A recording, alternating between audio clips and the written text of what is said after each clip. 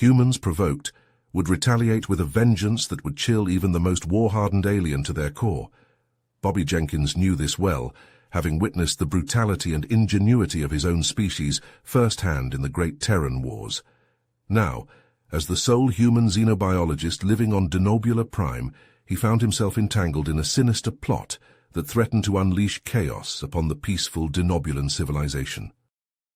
Hector, a high-ranking Denobulan official, approached Bobby in the Denobulan Grand Botanical Gardens, where the human scientist was engrossed in studying a rare carnivorous plant. The urgency in Hector's voice was palpable as he revealed the dire situation at hand. A group of Denobulan extremists, led by the charismatic Zolan, had stolen a deadly bioweapon from a government research facility with the intention of unleashing it upon the genetically engineered Denobulan Secundus on the neighboring planet. The extremists' twisted belief was that the Denobulan government's pacifist policies had weakened their species, leaving them vulnerable to potential threats from other alien races. By unleashing the bioweapon, they aimed to force the government to adopt a more aggressive stance, even at the cost of countless innocent lives. Bobby listened intently as Hector pleaded for his assistance, emphasizing that Bobby's unique perspective as a human and his expertise in xenobiology could be crucial in preventing the impending catastrophe. The weight of the situation settled heavily upon Bobby's shoulders, and he knew that his next decision would not only determine the fate of the Denobulan civilization, but also the future of interspecies relations. With a heavy heart and a determined resolve, Bobby agreed to help, knowing full well that failure was not an option. The consequences of the extremists' actions would not only devastate the Denobulan homeworld and its sister planet, but also risk drawing the attention of the human military, who would not hesitate to intervene with ruthless efficiency to protect their own interests. The stakes were high, and time was running out. Bobby steeled himself for the challenges ahead, fully aware that the path he had chosen would test his skills, intelligence, and resolve like never before. Without wasting a moment, Bobby and Hector rushed to the government research facility, a sense of urgency propelling them forward. The sleek, metallic structure loomed before them, its once impenetrable defenses now seemingly compromised.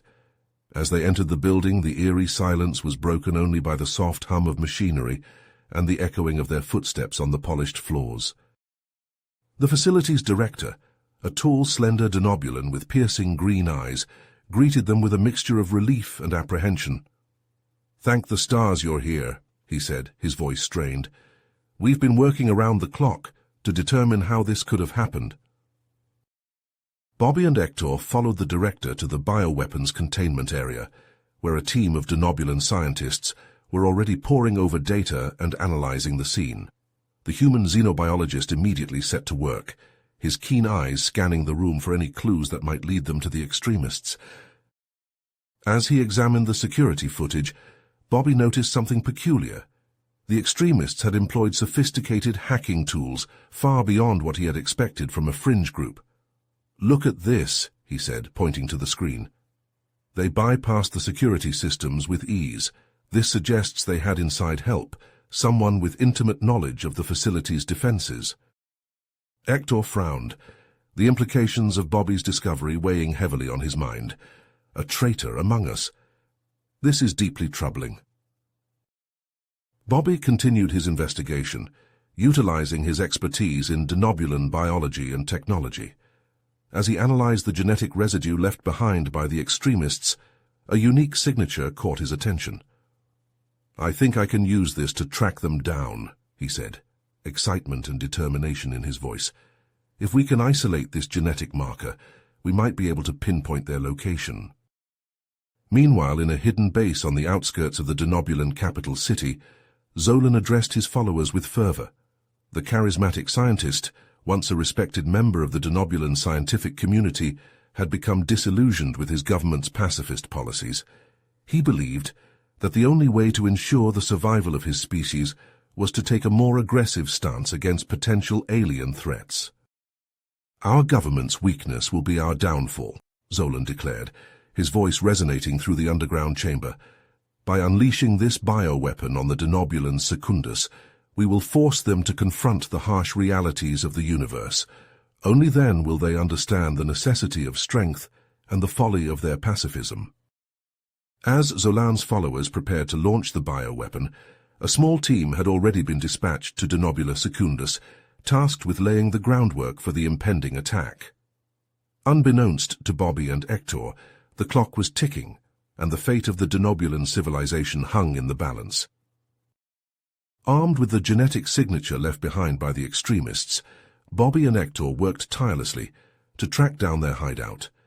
The human xenobiologist's expertise proved invaluable as he analyzed the data, cross-referencing it with known Denobulan genetic profiles. "I've got a location," Bobby said, his eyes fixed on the holographic display. "An abandoned industrial complex on the city's outskirts. It's the perfect place for a secret base." The duo rushed to the Denobulan Central Security Headquarters, where they presented their findings to the Chief of Security. The towering Denobulan listened intently, his brow furrowed in concern. "This is deeply troubling," the Chief said, his voice heavy with worry. "However, we cannot act hastily. Our non-violent principles must guide our response." Bobby's frustration boiled over. "With all due respect, sir, we don't have time for philosophical debates. Every moment we waste, Zolan and his followers get closer to unleashing that bioweapon." The Chief hesitated, his eyes darting between Bobby and Hector. "I understand your urgency, but we cannot abandon our values even in the face of danger." Bobby clenched his fists, his mind racing. He knew that the Denobulans' pacifist nature would hinder their ability to act decisively. In that moment, he made a decision that would change the course of the mission. "I'll go in myself," Bobby declared, his voice steady with determination. "I can't stand by and watch as innocent lives are put at risk."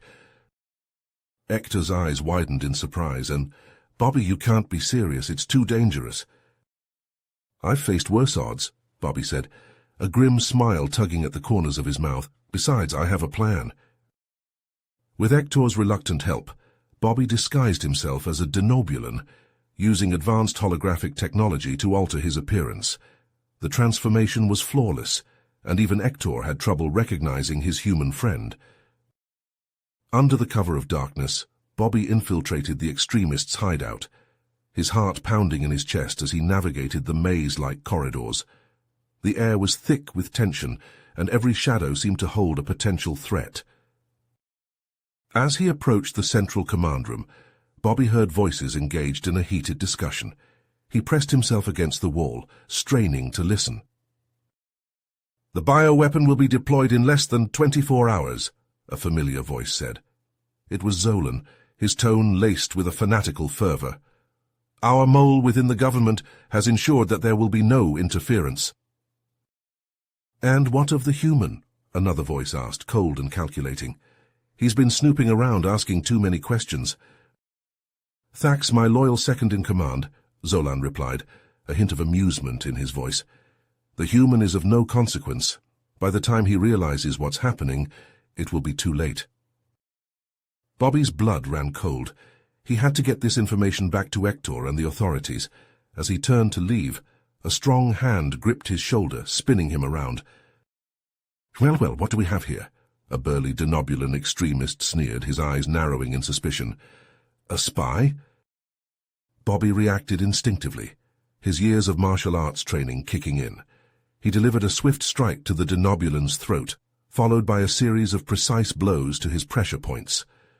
The extremist crumpled to the ground, unconscious. But the commotion had alerted the others. Bobby found himself surrounded by a group of armed Denobulans, their weapons trained on him. He fought with a fierce determination, his movements fluid and deadly. One by one the extremists fell, but not without inflicting their own damage. Bobby winced as a searing pain shot through his side. A lucky blow had caught him off guard, leaving a deep gash. He pushed through the pain, his focus unwavering. Finally, he saw an opening and made a break for it. Bobby raced through the corridors, his breath coming in ragged gasps. He burst out of the hideout, his disguise flickering and fading. Hector was waiting for him, his face etched with worry. When he saw Bobby's injured state, he rushed to his aid, supporting his friend's weight. "We have to stop them," Bobby said through gritted teeth, his voice strained with pain and urgency. "Zolan has a mole in the government, and the bioweapon is set to be deployed in less than a day." Hector's eyes widened in horror. "Then we have no time to lose. We must find a way to stop them before it's too late." As they made their way to safety, Bobby's mind raced with possibilities. He knew that the fate of the Denobulan Secundus, and perhaps the entire Denobulan civilization, rested on their shoulders. They had to act fast, and they had to act now. Time was of the essence, as Bobby and Hector hurried from the Denobulan Central Security Headquarters, Bobby's injured side throbbing with each step. Despite the searing pain, he pushed onward, his mind focused on the task at hand. They had to find a way to stop Zolan and his extremists before the bioweapon could be unleashed on the unsuspecting Denobulan Secundus. Hector nodded, his brow furrowed with concern. "I know just the place. Follow me." The duo made their way to a nondescript building on the outskirts of the city, where Hector revealed a hidden entrance to a secret Denobulan intelligence facility. Once inside, Bobby set to work, his fingers flying across the holographic interface as he navigated the complex network of data streams and encrypted channels. Hours passed as Bobby worked tirelessly, his eyes scanning the endless lines of code for any clue that might lead them to Zolan's accomplice. Suddenly, a name caught his attention, and his heart sank. "Hector," he said, his voice barely above a whisper. "It's Dax. Your superior is the mole." Hector's eyes widened in shock, his mouth agape. "That can't be. Dax has always been a loyal servant of the Denobulan people." "We have to confront him," Bobby insisted, already on his feet and heading for the door. They found Dax in his office, his expression a mask of surprise as Bobby and Hector burst in, their faces etched with a mixture of anger and betrayal. "Dax, we know about your involvement with Zolan," Bobby said, his voice cold and accusing.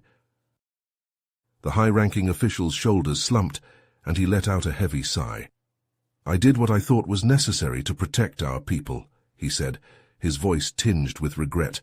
"The Denobulan government's pacifism will be our downfall. Helping a terrorist unleash a bioweapon on innocent civilians is not the answer," Hector said, his voice trembling with emotion. Dax looked up, his eyes pleading. "I see that now. Let me help you stop Zolan, and I promise to face the consequences of my actions." With Dax's assistance, Bobby and Hector were able to locate the extremist ship, which was already en route to Denobula Secundus. They quickly informed the Denobulan authorities, urging them to send a fleet to intercept the vessel. As the Denobulan ships closed in on the extremists' location, Bobby and Hector watched the scanners with bated breath. Suddenly, the extremists' ship opened fire, its advanced weaponry tearing through the Denobulan fleet with terrifying ease. "We have to do something," Bobby said, his voice filled with urgency. "We can't let them reach Denobula Secundus." Hector nodded, his expression grim. "There's only one option left. We have to board their ship and confront Zolan directly." With a heavy heart, Bobby and Hector prepared to embark on the most dangerous mission of their lives. They knew that the odds were stacked against them, but they also knew that the fate of the Denobulan civilization rested on their shoulders. As they boarded the extremist ship, they were immediately met with heavy resistance. Zolan's followers, armed to the teeth and fiercely loyal to their leader, opened fire on the intruders.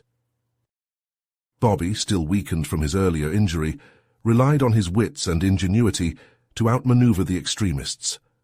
He ducked and weaved through the narrow corridors, using the ship's own systems against its crew. Hector, his knowledge of the ship's layout proving invaluable, guided them towards Zolan's location. They fought their way through waves of extremists, their weapons blazing and their hearts pounding in their chests. Finally, they reached the command center, where Zolan awaited them, a cruel smile playing on his lips. The charismatic leader stood before them, his eyes gleaming with a fanatical light. "You're too late," he said, his voice dripping with malice. The bioweapon is already primed and ready for deployment. In a matter of minutes, the denobulin secundus will feel the full force of our righteous anger.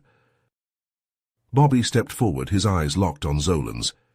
"It's not too late to stop this madness," he said, his voice steady despite the fear that gripped his heart. "Surrender now, and we can end this without further bloodshed." Zolan laughed, a harsh grating sound that echoed through the command center. "Surrender? To a weak, spineless human and a traitorous denobulin? I think not." With a flick of his wrist, Zolan unleashed a barrage of energy bolts from his weapon, forcing Bobby and Hector to dive for cover. The command center erupted into chaos as the two sides exchanged fire, the air thick with the smell of ozone and the deafening roar of weapons discharge. In the heart of the extremists' ship, Bobby and Hector fought their way through the chaos, their weapons blazing as they cut down Zolan's fanatical followers. Bobby's injured side burned with each movement, but he pushed through the pain, driven by a fierce determination to stop the madman before it was too late. As they approached the ship's central lab, a chilling realization dawned on them. The bioweapon they had been chasing was not a virus or bacteria, but something far more sinister. Bobby's eyes widened as he stared at the containment unit, his breath catching in his throat. Inside, a grotesque creature thrashed and snarled, its mottled skin glistening with a sickly sheen. Razor-sharp claws and a gaping maw filled with jagged teeth left no doubt as to its purpose. This was a living weapon, genetically engineered to devour the denobulin secundus. "The Devourer," Hector whispered, his voice trembling with a mixture of revulsion and fear. "Zolan has created a monster." Bobby's mind raced as he analyzed the creature, his xenobiological expertise kicking into overdrive.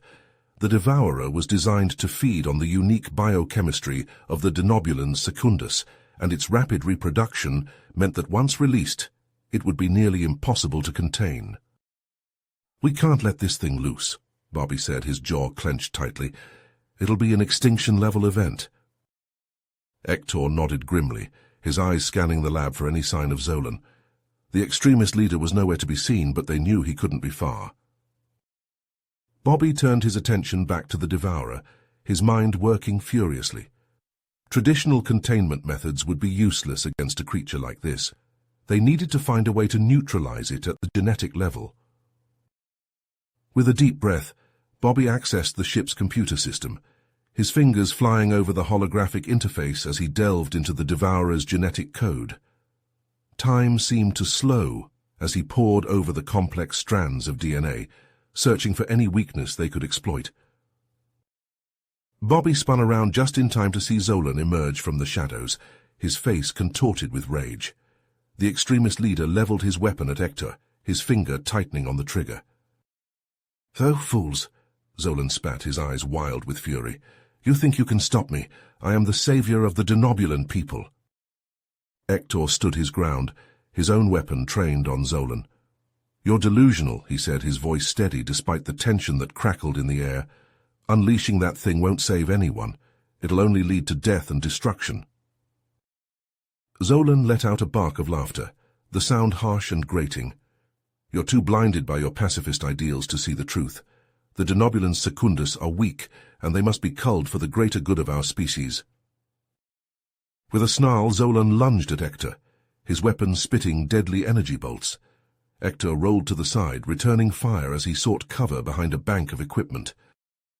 The two denobulins fought viciously, their movements a blur of speed and precision. Zolan's advanced knowledge of denobulin technology gave him an edge, and he pressed his advantage, forcing Hector back with a relentless barrage of fire.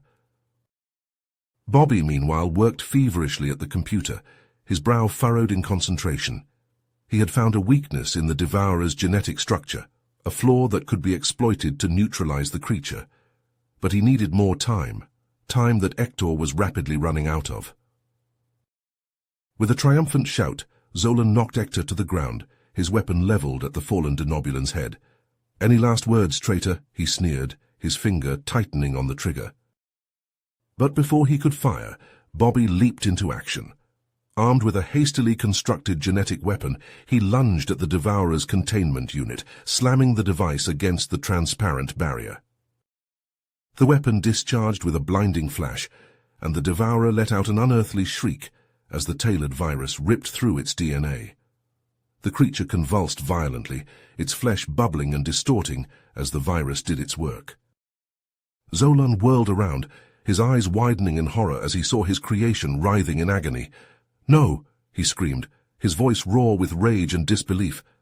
"What have you done?"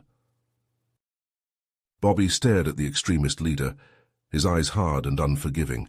"I've put an end to your madness," he said, his voice cold and sharp as a knife. "It's over, Zolan." But Zolan was beyond reason. With a howl of fury, he turned his weapon on Bobby, determined to kill the human who had destroyed his life's work. Energy bolts sizzled through the air as Bobby dove for cover, his heart pounding in his chest. The Devourer, weakened by the genetic weapon, let out one final agonized shriek before collapsing into a lifeless heap. But Zolan paid it no heed, his attention focused solely on Bobby.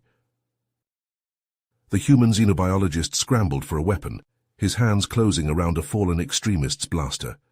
He rolled to his feet, bringing the weapon to bear just as Zolan closed in for the kill. In that moment, as the fate of two worlds hung in the balance, Bobby knew that only one of them would walk away from this confrontation alive. With a deep breath, he tightened his grip on the blaster, his finger hovering over the trigger as he prepared to make his final stand. Zolan laughed maniacally, his eyes wild. "You think you've won, human, but you've only delayed the inevitable. The Denobulan people will never survive in this harsh universe without embracing their true nature." Bobby's finger tightened on the blaster's trigger. He could end it right here, put a stop to Zolan's madness once and for all. But before he could make his move, a searing bolt of energy cut through the air, striking Zolan square in the chest. The extremist leader screamed in agony, crumpling to the ground as smoke rose from his smoldering flesh. Bobby spun around, his eyes widening in shock as he saw Thax, Zolan's second-in-command, lowering his weapon. The Denobulan's face was a mask of grim determination, his eyes hard and unyielding. "Thax? What have you done?" Bobby asked, his voice barely above a whisper. Thax shook his head, a bitter smile playing at the corners of his mouth. "What I should have done a long time ago. Zolan's lost his mind, and the Devourer, it's too dangerous. We can't let it loose on the galaxy." Bobby nodded slowly, his mind racing. He had never trusted Thax, but in that moment he knew that the Denobulan was telling the truth. They had to work together if they wanted to prevent a catastrophe. "We need to neutralize the remaining Devourers," Bobby said, his voice steady. "Can you help us?" Thax hesitated for a moment, his eyes darting between Bobby and the wounded Zolan. Then, with a curt nod, he holstered his weapon and stepped forward. "I'll do whatever it takes to make this right," he said, his voice thick with emotion. "And when it's over, I'll turn myself in to the authorities. I'll face the consequences of my actions." Bobby clasped Thax's shoulder, a gesture of solidarity between two unlikely allies. Together they set to work, combing the ship for any sign of the remaining Devourers. Hector joined them, his face lined with exhaustion, but his eyes burning with determination. They found the creatures in the ship's cargo hold, their grotesque forms writhing and snarling in their containment units. Bobby's stomach churned at the sight, but he pushed down his revulsion and focused on the task at hand. With Thax's help, they managed to neutralize the Devourers, using the same genetic weapon that had saved them before. The creatures thrashed and screeched as the virus tore through their bodies, their flesh bubbling and distorting until they were nothing more than lifeless husks. As the last Devourer fell still, Bobby let out a shaky breath. It was over. They had won. But even as relief washed over him, he couldn't shake the feeling that this was only the beginning. The Denobulan fleet arrived moments later, their ships filling the view screen like a swarm of angry hornets. Bobby watched as they boarded the extremists' vessel, their weapons drawn and their faces grim. He turned his attention to Zolan, who lay on the floor in a pool of his own blood. The extremist leader was still alive, but barely, his breath coming in ragged gasps as he clung to life. "How do you think you've saved them?" Zolan rasped, his voice weak but still filled with venom. "But you haven't. The Denobulans, they're weak. They'll never survive. Not like this." Bobby knelt down beside Zolan, his eyes hard. "You're wrong," he said, his voice steady. "The Denobulans are stronger than you think. They'll find a way to protect themselves without losing who they are." Zolan laughed, a wet, gurgling sound that sent shivers down Bobby's spine. "You're a fool, human. The universe, it's a dangerous place. The Denobulans, they'll need to adapt, or they'll die." With a final shuddering breath, Zolan's eyes rolled back in his head and he was still. Bobby stared down at the fallen extremist, his mind racing with the implications of his words. As the Denobulan authorities took Zolan's body away, Bobby couldn't help but reflect on what had happened. The incident with the Devourer had shown just how vulnerable the Denobulans were to external threats, and how their pacifist ways might not be enough to protect them in the long run. He knew that he had a difficult task ahead of him, to help the Denobulans find a way to defend themselves without compromising their core values. It wouldn't be easy, but Bobby was determined to see it through. As the dust settled from the harrowing confrontation with Zolan and his extremists, Bobby and Hector found themselves thrust into the spotlight, hailed as heroes by the grateful Denobulan people. The streets of the capital city were filled with cheering crowds, their faces alight with a newfound sense of hope and unity. In the days that followed, Bobby was approached by the Denobulan government, who offered him a permanent position as a scientific advisor. They had seen firsthand the value of his unique perspective and expertise, and believed that he could play a vital role in helping to develop new defensive technologies that aligned with Denobulan values. Bobby was honored by the offer, but hesitated to accept. He knew that his work could potentially lead to unintended consequences, and he worried about the responsibility that came with such a position. Seeking guidance, he reached out to his human colleagues back on Earth. "Bobby, this is an incredible opportunity," his mentor, Dr. Eliza Hoffman, said over the holographic communication link. "You have a chance to make a real difference here, to help shape the future of an entire civilization." "But what if I make things worse?" Bobby asked, his brow furrowed with concern. "What if my work ends up compromising the very values I'm trying to protect?" "That's always a risk," Dr. Hoffman acknowledged. "But I know you, Bobby. You have a strong moral compass, and you won't let yourself be swayed by political pressure or expedience. Trust your instincts, and use your influence to steer the Denobulans in a positive direction." Bolstered by his mentor's words, Bobby accepted the position.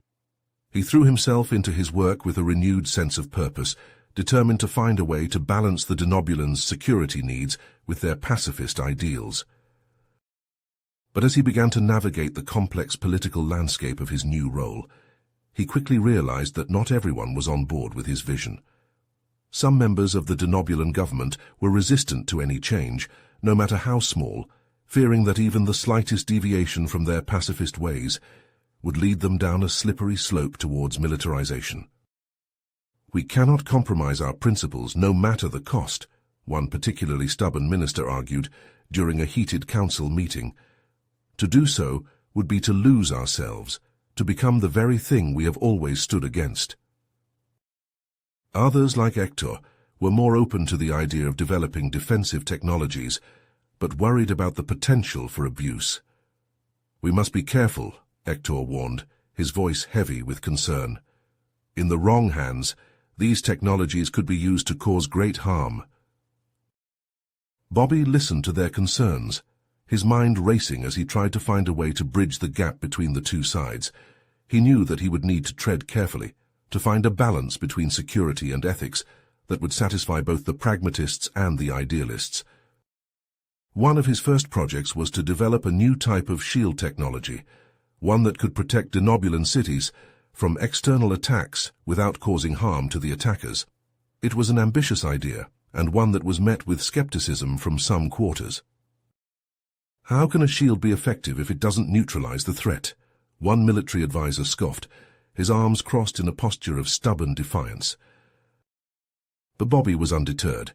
He believed that this technology represented the best chance for the Denobulans to defend themselves without compromising their values, and so he pressed on, working long hours in his laboratory, poring over schematics and simulations, determined to bring his vision to life.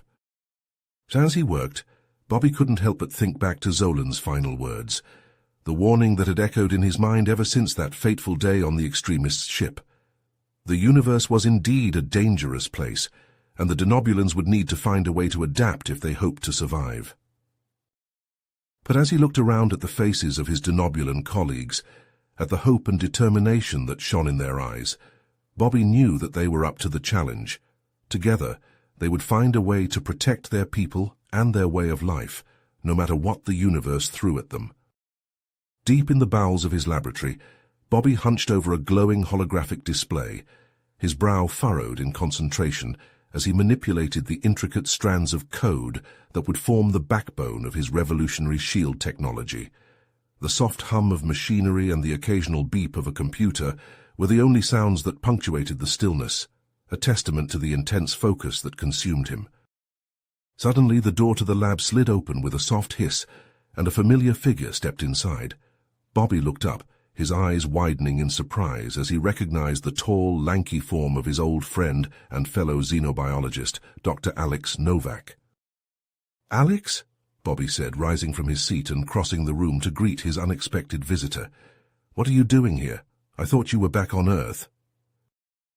Bobby felt a sense of unease settle in the pit of his stomach as he studied his friend's expression. "What is it?" he asked, almost afraid to hear the answer. Alex took a deep breath, as if steeling himself for what he was about to say. "There's a group of human extremists back on Earth calling themselves the Earth First movement. They've gotten wind of the Devourer incident, and they're using it as propaganda to stir up anti-alien sentiment." Bobby felt as if the floor had dropped out from beneath him. "What?" he said, his voice barely above a whisper. "They're claiming that the Denobulans are a threat to humanity, and that you're a traitor for helping them," Alex continued, his words tumbling out in a rush. "They're saying that the only way to protect Earth is to cut off all ties with alien civilizations and focus on our own interests." Bobby sank back into his chair, his mind reeling with the implications of what Alex had just told him. He had never intended for his actions to fuel hatred and bigotry back on Earth, but it seemed that his worst fears had come to pass. Alex shook his head, his expression fierce. "No, Bobby, this isn't on you. You did what you thought was right, and you saved countless lives in the process. These extremists, they're just looking for an excuse to spread their hate and fear." Bobby nodded slowly, knowing that Alex was right, but still the weight of responsibility hung heavy on his shoulders. He knew that he had to find a way to counter the Earth First movement's message, to promote understanding and cooperation between humans and Denobulans. "We have to do something," he said, rising to his feet once more. "We can't let these extremists dictate the future of our species." Alex nodded in agreement, a glimmer of determination in his eyes. "I'm with you, Bobby, whatever it takes." Together, the two friends began to brainstorm ideas, their minds racing with possibilities. Bobby proposed a series of cultural exchange programs where human and Denobulan scientists and artists could collaborate on projects that showcased the best of both civilizations. He also suggested that the Denobulans share some of their advanced medical technologies with Earth, as a gesture of goodwill and trust. "It's not going to be easy," Bobby said, his voice grave. "The Denobulan government is going to be hesitant to agree to these proposals. They'll see it as a sign of weakness or an invitation for exploitation." Alex nodded, his expression thoughtful. "We'll have to convince them that the benefits outweigh the risks, that by working together, we can create a brighter future for both our species." Bobby knew that Alex was right. It would take all of his diplomacy skills and scientific expertise to persuade the Denobulan government to agree to his proposals. But he was determined to see it through, no matter the cost. As the cultural exchange programs began to take shape, Bobby and Alex worked tirelessly to promote them on Earth, using their scientific credentials and media connections to counter the Earth First movement's propaganda. They appeared on news programs and gave interviews to respected publications, spreading the message of unity and cooperation. "The Denobulans are not our enemies," Bobby said, his voice ringing with conviction as he addressed a packed auditorium at a prestigious university. "They are our allies, our friends. By working together we can achieve great things and build a future that is better for all of us." The audience erupted into applause, and Bobby felt a surge of hope and determination. He knew that the road ahead would be long and difficult, but with Alex by his side and the support of those who believed in his vision, he was ready to face whatever challenges lay ahead. They burst into the lab, weapons at the ready, only to find themselves face to face with a nightmarish sight.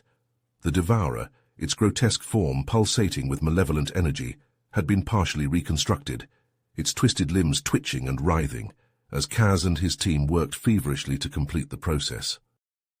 Bobby's heart raced as he took in the scene, his mind already calculating the potential consequences of the extremists' actions. If they succeeded in fully resurrecting the Devourer and unleashing it upon Earth, the resulting carnage could very well lead to an all-out war between humans and Denobulans. Kaz, his eyes wild with a fanatic gleam, spun around to face the intruders. "You're too late," he snarled, his hand tightening around the grip of his energy weapon. "The Devourer will rise again, and Earth will pay for its arrogance." With a burst of speed, Bobby lunged forward, his own weapon raised and ready. Kaz opened fire, the searing energy bolts scorching the air around them as Bobby ducked and weaved, closing the distance between them. Hector, meanwhile, focused his attention on the other extremists, his Denobulan physiology granting him an edge in speed and agility. He danced around their attacks, his movements fluid and precise as he took them down one by one. The lab descended into chaos, the sounds of weapons fire and shouted commands echoing off the walls. Bobby and Kaz grappled with each other, their weapons forgotten as they engaged in a brutal hand-to-hand combat. Kaz, his face contorted with rage, lashed out with a vicious blow, catching Bobby across the jaw. The human xenobiologist stumbled back, tasting blood in his mouth, but he refused to give up, refused to let this madman have his way. With a roar of determination, Bobby launched himself at Kaz once more, his fists flying in a flurry of strikes. The two combatants traded blows, each seeking to gain the upper hand. All the while, the Devourer continued to take shape, its monstrous form growing more complete with each passing moment. Bobby knew that they were running out of time, that they had to find a way to stop the reconstruction process before it was too late. Suddenly he saw an opening. Kaz, his attention focused solely on Bobby, had left himself exposed.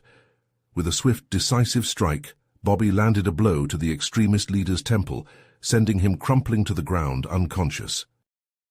But there was no time to celebrate. The Devourer, its reconstruction nearly complete, began to stir, its malevolent presence filling the lab with a palpable sense of dread. Bobby and Hector, battered and bruised but unbroken, turned to face this new threat, knowing that the fate of two worlds now rested on their shoulders. Time seemed to slow as Bobby stared at the partially reconstructed Devourer, his mind racing with the realization of what needed to be done.